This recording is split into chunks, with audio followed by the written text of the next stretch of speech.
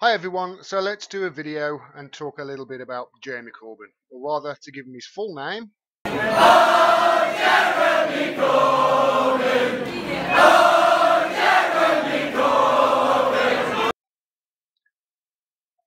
It's been 2 years and I still laugh every single time I hear that. And more to the point, somebody watching this video right now is going to be angry at me tomorrow because that song is going to be playing in their head for the next 24 hours. It does with me every time I hear it. Anyway, what I want to talk about is the similarities between Jeremy Corbyn and Bernie Sanders because and this is probably been covered a lot, but what generally happens is the conclusion comes out that Jeremy Corbyn is the UK's version of Bernie Sanders. So what I wanted to do is to just dispel that myth because it's just not true. There are a lot of similarities between them, a lot. Um, so let me just touch on those to start off with. First of all, they've both been in politics a hell of a long time. A hell of a long time they've been in politics. Bernie Sanders was mayor of Burlington, I think, since 1981. He's been a senator for Vermont since 2007. Jeremy Corbyn has been the representative for Islington North, an MP, since 1983. So he's been in politics a hell of a long time. These are men who are quite long in the tooth with politics. They certainly know how the wheels of power move. They both identify themselves as democratic socialists, and they're both older guys who, let's say, they're not the hippest people in the world. I think they both have admitted that at some stage. They're both not only in support of trade unions, but also get huge amounts of support from the trade unions. They get endorsements from trade unions all over the country. So they've got that in common too.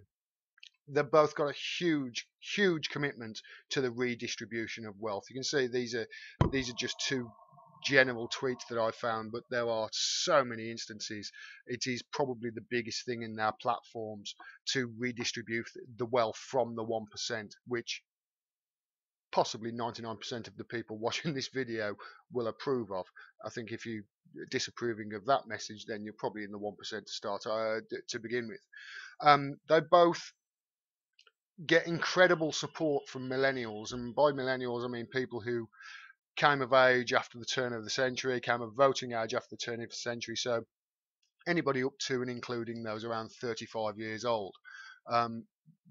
I think there's something like 70% plus of the vote that Jeremy Corbyn actually got in the last election from people below that age. So it is huge support that they get. They both support a massive, massive investment in infrastructure. Jeremy Corbyn has been saying this for decades, a long, long time, and Bernie Sanders the same. And they are both attacked mercilessly and relentlessly in the press. And you can always tell whether a politician is on your side because the press and the media hound them. These are just a couple of examples. This is Bernie Sanders. Don't be fooled by Bernie Sanders. He's a communist. That's in the New York Post. There's recently been the smear with regards to this ridiculous Russia nonsense, how somehow these trolls swayed the election. Yeah, it's total rubbish. It really is. And then this is during or just before the election in 2017 in the UK.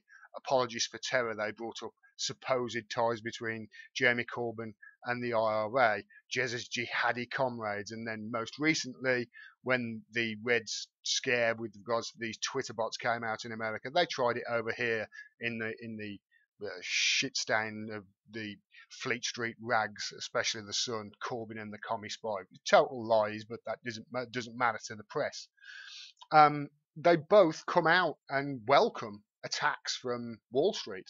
Wall Street attacks them, and Jeremy Corbyn and Bernie Sanders both say, yeah, you're right to be afraid. And that's really refreshing as well, not backing down from a fight. So they are very, very similar. There are lots of similarities between them. However, they are totally different in other ways, and most notably on foreign policy. And this is something that Jeremy Corbyn gets attacked on and Bernie Sanders get attacked on the same, but for totally different reasons. Bernie Sanders gets attacked because he doesn't talk about foreign policy enough. In eyes of many of his supporters, I mean, I'm a Bernie Sanders supporter myself. I think he's great, but I don't think he goes far enough on foreign policy. I think he should speak up more about Israel, for instance. He's got a very, very mainstream approach to Israel. He supports Israel. He supports a two-state solution, and he condemns violence. That is totally mainstream. Jeremy Corbyn, however, it's quite different. He'll come out, and in the past he's mentioned Hamas and Hezbollah as his friends. He did it as a colloquial term, and the news at the time went really lynched him for it. But he's got no problems with saying, listen, I'm not a fan of Israel. He has repeatedly called for sanctions against Israel, and he's repeatedly called for the block of any sales or any purchases of arms that come from Israel. So he's got a hardline approach on that. They're both attacked in the media for their stances, but for totally different reasons. And again, talking about the foreign policy with the militarization, Bernie Sanders, okay, he voted against the Iraq War. That's great. He's on the right side of history there. But he did vote for the militarization, upping the militarization in Afghanistan. And he also was for, I believe, some sort of military occupation of Afghanistan after the war ends. So he supported Obama with that. Jeremy Corbyn, however, now that's, by the way, that's not me, slagging Bernie Sanders off. His policies with regards to that are, he's not exactly a war hawk, so I'm not calling him that at all. But Jeremy Corbyn, on the other hand, has never, ever voted in favour of any military intervention anywhere in his political history.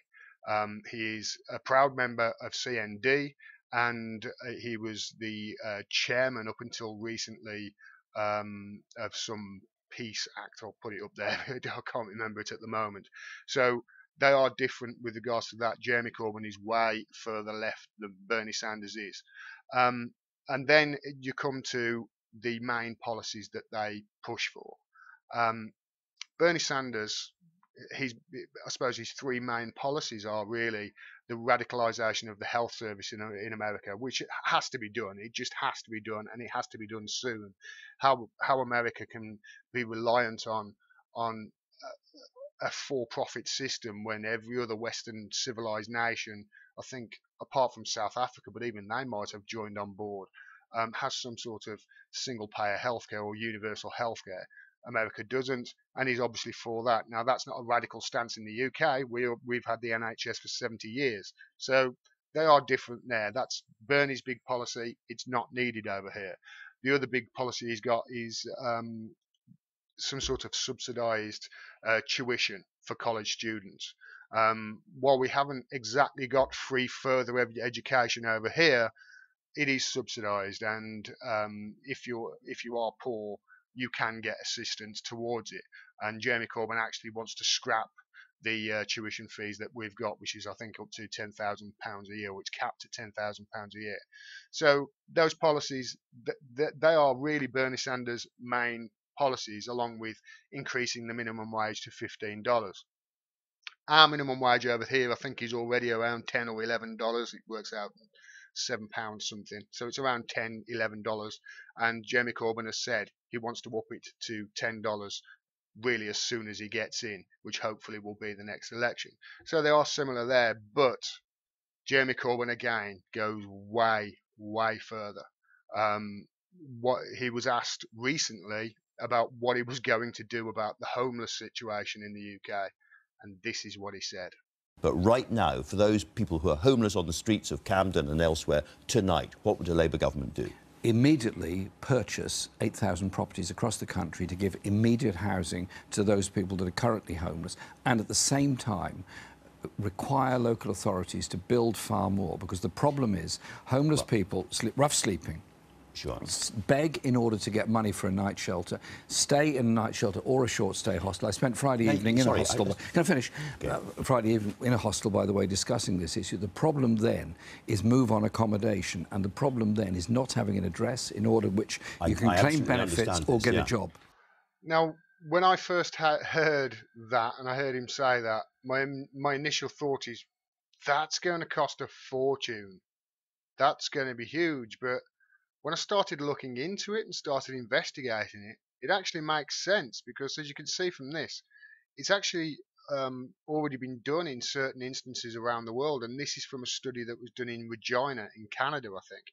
And you can see the cost savings in other areas because of taking homeless people off the street and having them, warm and not having to go to hospital all the time. And obviously in the cold weather, it would be great for a homeless person to make an excuse to go to hospital, especially when you've got a national health service, because they're going to get fed, they're going to be warm, they're going to have a roof over their head. So it does cost a hell of a lot of money in other areas to the state. And when you actually look at the figures, it makes sense. And he even went a step further in another interview, I think it was, and he said he would, if he couldn't build the homes, he would take them off. Russians who had second and third homes in this country that were lived in or left empty for years.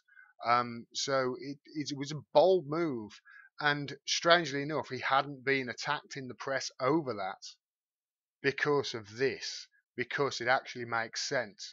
Now, it's a bold move that he's come out and said, and I haven't heard Bernie Sanders say anything like that. So with regards to those policies, the policies on the foreign policy, the policy on the homeless, Corbyn's already said that he wants to renationalise the railways and renationalise the Royal Mail system. These are really bold policies that a lot of people like myself actually support. I really do. And Bernie Sanders doesn't. He isn't on a par with Jeremy Corbyn on those policies. So although you could make the argument, and I've heard people say, oh, Jeremy Corbyn is too far left for me. I think Cole Kalinske is in that group of people, which is really weird because my sort of political place on the spectrum is very similar, I would think, to where Kyle's is. But his policies do make sense. And then his policy on the nuclear weapons. He said that he doesn't really want to renew Trident, but he will do. But he's not really in favour of it. He's been a member for the campaign for nuclear disarmament ever since he was at school. And I believe he's actually one of the vice chairs, or he was one of the vice chairs up until recently. So that is a stance as well that he's took, that Bernie Sanders certainly hasn't come out and said, and something that he took an immense amount of pressure over during the run up to the 2017 election. For people who watch any of the debates or any of the question time events around that stage, you may remember this guy. He badgered him over and over again about this nuclear, his stance on nuclear weapons. And if you look at that guy's face, you can see he's thinking, I'll push the button. Give me the button. I'll push it. I'll push it. It was a debacle of an event. It really was. And 2 or 3 people laid into Jeremy Corbyn for his stance on nuclear weapons, but he stood firm. And I'm firmly in that camp. I am firmly pacifist. I'm firmly, okay, if you want to defend yourself, defend yourself. But don't start messing about in other countries' wars, because history has taught us. If we go anywhere and start messing about in other countries and messing about with other countries' democracies and the way they run their countries, doesn't matter whether they're a theist dictatorship and they're killing people or not. If we get involved or America get involved, it always comes back to bite you on the ass. So there's a lot of similarities between Bernie Sanders and Jeremy Corbyn, that's for sure. But the statement, Jeremy Corbyn is the British version of Bernie Sanders, is the wrong way round if you ask me. Bernie Sanders is the American version of Jeremy Corbyn. Hope you like the video. If you don't agree, leave a comment. I'd love to read them. I really do like reading your comments. Thanks so much for your support. Thank you so much for all the people that are supporting me on Patreon.